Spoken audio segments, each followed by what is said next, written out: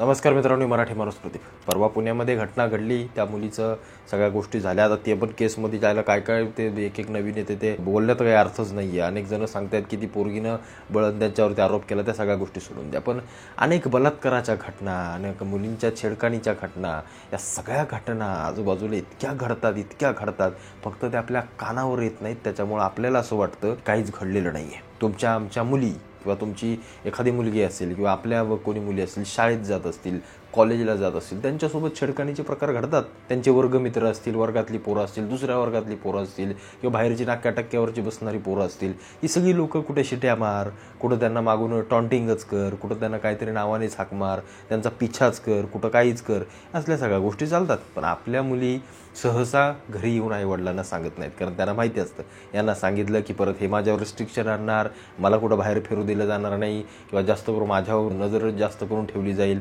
माझा फ्रीडम जाईल, माझं स्वातंत्र्य जाईल, या भीतीनं खास करून मुली. किंवा दुसरी गोष्ट म्हणजे माझ्या वडिलांना कळल्यानंतर बाबा काय भांडणं होतील, या सगळ्या अनेक अशा गोष्टी असतात. त्यांच्यामुळं मुली सहसा घरी सांगण्याचं धाडस करत नाहीत. पण जेव्हा एखादी गोष्ट जास्त होते किंवा जेव्हा एखादी गोष्ट खूप अंगाशी येते, मग तेव्हा आपले डोळे उघडतात किंवा मग तेव्हा आपल्या मुलींना वाटतं की नाही हे आता चुकीचं होत आहे. एक समाज होता आपल्या काळातला किंवा इथून मागचा की जेव्हा मुली या रणरागिणीसारख्या होत्या, पायातली चप्पल काढून समोरच्याच्या कानाखाली मारण्याची त्यांची ऐपत होती. पण हल्लीचा काळ बदलला आहे. समोरचं हसल्यानंतर आपल्याला हसावं लागतंय, ती हसल्यानंतर यालाही काहीतरी वेगळ्याच गुदगुल्या होत आहेत. या सगळ्या गोष्टी आल्या त्याच्यामध्ये, ते फार खोलामध्ये बोलण्यासारखं आहे. पण आजचा विषय आपला असा आहे आणि महत्त्वाचा आहे, तो म्हणजे जेव्हा मुलींची छेडखानी काढली जाते तेव्हा मीडिया असो, पोलीस यंत्रणा असो, या सगळ्या गोष्टी किंवा ही सगळी लोकं किती त्यामध्ये दखलंदाजी घेतात. बघा आता ही घटना आहे, त्या रक्षा खडसे ज्या आहेत त्यांच्या मुलीला काहीतरी त्या यात्रेमध्ये, तिथल्या मुक्ताईनगरच्या का कुठल्या यात्रेमध्ये तिची छेडखानी काढण्यात आली आणि त्या संदर्भातली ही सगळी घटना आपल्याला आज बोलायची. आता त्या ताईची छेड काढली ही निश्चित चुकीची गोष्ट आहे. जो कोणी तो आरोपी आहे किंवा जो कोणी तो नालायक मुलगा असेल त्याला तात्काळ अटक झाली पाहिजे, या मताचा मी आहे. शेवटी ती आपलीच बहीण आहे. होत्यात अशा गोष्टी जेव्हा होतात त्यांच्यावरती मला असं वाटतं कारवाया झाल्या पाहिजेत. त्यांना असं सोडण्यात काही अर्थ नाही आहे. पण प्रश्न इथं येतो किंवा प्रश्न हा आपल्याला पडतो की जेव्हा त्यांच्या मुलीचं जेव्हा छेड काढण्यात आली तेव्हा ती मुलगी आईला सांगत आली. आई म्हणजे कोणी आहे? मंत्री आहे, आपल्या महाराष्ट्रातल्या मंत्री आहेत त्या रक्षा खडसे, आमदार आहेत. मग आईला सांगितल्यानंतर आई तात्काळ रागाने उठली. आता स्वाभाविक आहे या सगळ्या गोष्टी, ते काय मंत्री आहेत म्हणून सांगत नाही आहे, पण तात्काळ स्वाभाविक आहे. ते रागाने उठली आणि पोलीस स्टेशनला मध्ये जाऊन बसली. पोलीस पण घाबरले की बाबा काय मंत्री महोदय आपल्या दारात आले अगदी. मग ते मीडिया सगळा, मग माझ्या मुलीची छेड कोणी काढली त्याला तात्काळ अटक करा. या सगळ्या गोष्टी घडल्या. एका बाजूला आपण उदाहरणार्थ पकडूया, एका बाजूला एक सामान्य मुलगी, सामान्य घरातली, गरीब घरातली आपली, तिची कुणीतरी छेड काढली, तिला काहीतरी चुकीची गोष्ट केली. तिची आई बिचारी आपली गरीब आई कसं तरी पदर सावरत त्या पोलीस स्टेशनमध्ये गेली. पोलीस स्टेशनमध्ये गेल्यास तो हवालदार लागला बोंबलायला, ए बाई बस तिकडे जाऊन, तुझी केस कुठं काय झालं, दे सोडून, झाली छेड काढली, दे सोडून, तुझी मुलगी तसलीच असेल. असंच ऐकायला मिळतं. फार कमी लोक अशी असतात की जे अशा सामान्य लोकांना पोलीस किंवा हे बाकी सगळी शासकीय यंत्रणा थोडासा दिलासा देतात. नाहीतर 90-95% सगळे हे असेच लाथाडून हुकळून लावतात. त्यांना काही पडलेलं नसतं, त्यांना काही घेणं देणं नसतं. मग प्रश्न हा पडतोय किंवा प्रश्न मला हा पडला की जसं एखाद्या मंत्र्या-संत्र्याच्या पोरीला जेव्हा त्रास होतो तेव्हा जशी सगळी सिस्टम जागी होते, जेव्हा गरीब पोरापोरींना किंवा गरीब मुलींना जेव्हा असा त्रास होतो तेव्हा सिस्टम कुठं जाते? तेव्हा का नाही ऐकून घेतलं जात? तेव्हा का नाही मीडिया मागं पडत? तेव्हा का नाही सगळ्या गोष्टी होत?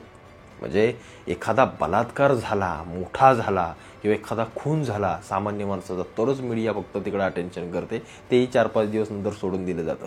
पण रोजच्या सामान्यांच्या मुलीसोबत जेव्हा अशा छेडखानी होत असतात, आज मंत्र्याची एखादी मुलगी कधीतरी क्वचित बाहेर पडली असेल तर तिला हे सहन करावं लागलं. सामान्यांच्या मुली तर रोज सकाळपासून संध्याकाळपर्यंत, कामापासून, ट्रेनपासून, बसपासून सगळीकडे धक्के खात सगळ्या गोष्टी करतायत. त्यांच्या आयुष्यामध्ये त्यांना किती त्रास होत असेल.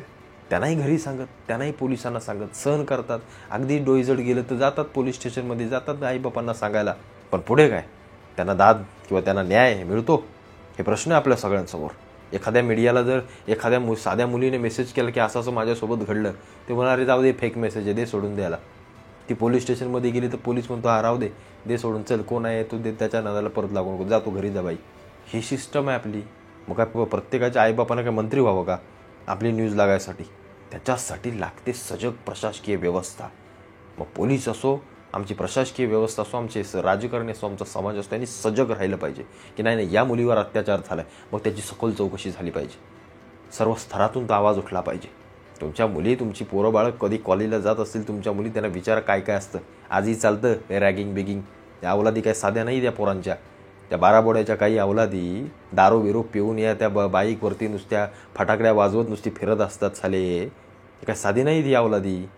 या फक्त कुठं पोरी दिसत आहेत, कुठं रस्त्यात अडव, कुठं कुठं ओढणीच खेच, कुठं काहीच कर, काय असल्याच धंदे सगळे चालू असतात. हेच सगळं चालू असतं. मग या सगळ्या गोष्टीकडे लक्ष कोणाचं आहे? कायद्याचा धाक आहे? नाही. मंत्र्याची पोरगी आहे म्हणून सगळ्या गोष्टी सिस्टम जागी झाली आणि सगळं दिसायला लागलं. पण सामान्यांच्या मुलींवरती रोजचं काय ना काहीतरी होतंय हो. त्याकडे लक्ष कोण देणार? त्याचा आवाज कोण उठवणार? प्रश्न हा नाही की मंत्र्याच्या मुलीसोबत झालं ते चांगलं झालं. नाही नाही, निश्चित चुकीचंच आहे.